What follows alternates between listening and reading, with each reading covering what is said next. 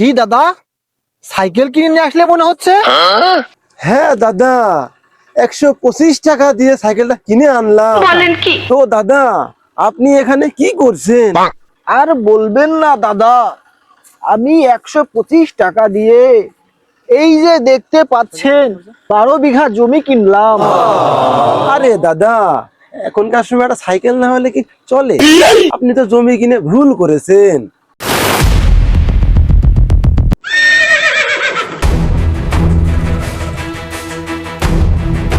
না না না না না, 2 কোটি টাকার কোনো কম হবে না। বাইগান। 2 কোটি টাকা দিলে এই জমি বিক্রি হবে, না হলে বিক্রি হবে না।